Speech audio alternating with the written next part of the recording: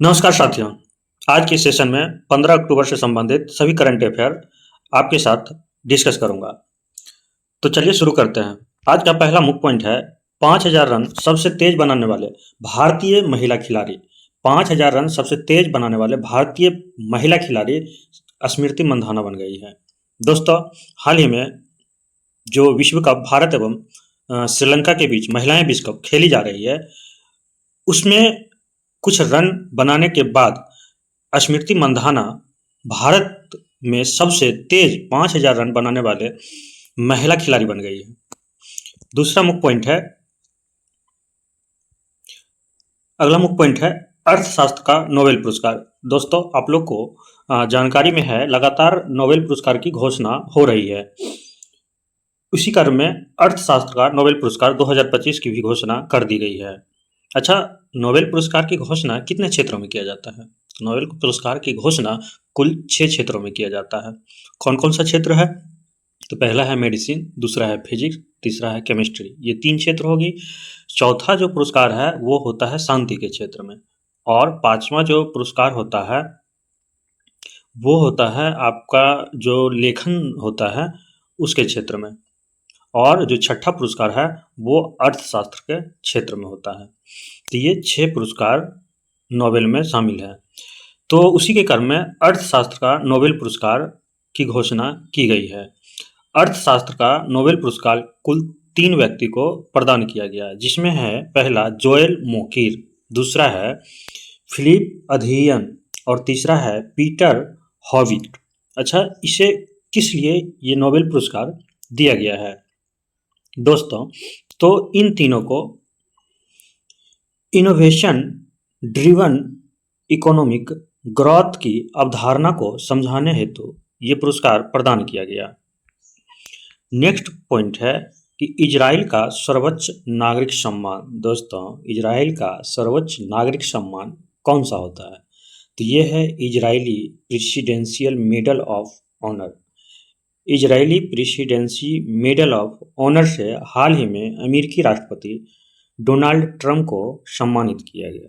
इसे किस लिए प्रदान किया गया?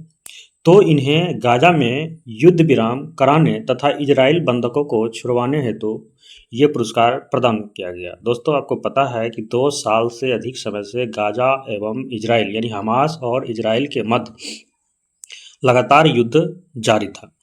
इन युद्ध को राष्ट्रपति डोनाल्ड ट्रंप के सहयोग से युद्ध विराम दे दिया गया, और जो इजराइल का बंधक हमास के पास था उन्हें छुड़ा दिया गया। इसी को देखते हुए इजराइल द्वारा इजराइल का सर्वोच्च नागरिक सम्मान डोनाल्ड ट्रंप को प्रदान किया गया। नेक्स्ट पॉइंट है सेशेल्स के नए राष्ट्रपति। सेशेल्स के नए राष्ट्रपति का चुनाव हाल ही में हुआ है, जिसमें पैट्रिक हार्मिनी ने ये चुनाव जीत लिए और सेशेल्स के नए राष्ट्रपति के रूप में शपथ ग्रहण करेंगे। अच्छा, ये किस पार्टी से है? तो ये यूनाइटेड सेशेल्स पार्टी से है। इन्होंने बेवल राम क्लावन को हराया है। ये बेवल राम क्लावन पैट्रिक हार्मिनी से पहले सेशेल्स के राष्ट्रपति थे।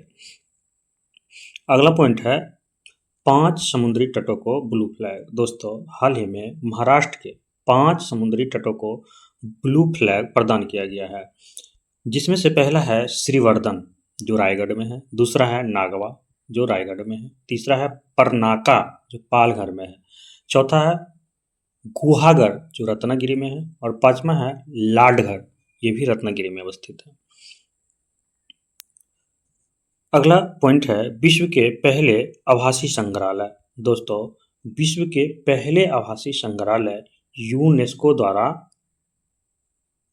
बनाने की घोषणा की गई है। अच्छा, यूनेस्को की बात हो रही है तो यूनेस्को की हेडक्वार्टर कहाँ है? तो यूनेस्को की हेडक्वार्टर पेरिस में है। यूनेस्को की स्थापना कब की गई दोस्तों? तो यूनेस्को की स्थापना 1945 ईस्वी में किया गया है। अच्छा, विश्व के पहले आभासी संग्रहालय, ये क्या होगा आभासी संग्रहालय में?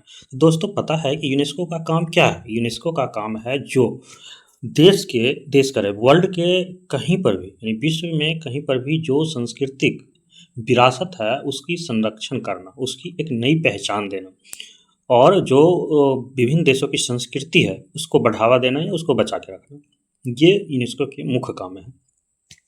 अब यूनेस्को जो है हाल ही में विभिन्न देश से चोरी हुई सांस्कृतिक वस्तुओं को एक संग्रहालय में रखने की बात की है। इसीलिए उस संग्रहालय का नाम दिया गया आभासी संग्रहालय। मतलब वो संग्रहालय होगा और उसे डिजिटली रूप से भी बनाया जाएगा कि वहाँ आप डिजिटली रूप से कुछ भी जो रखा हुआ है उसे देख सकते हैं। और ये चोरी हुई विभिन्न सांस्कृतिक वस्तुओं का एक संग्रहालय होगा।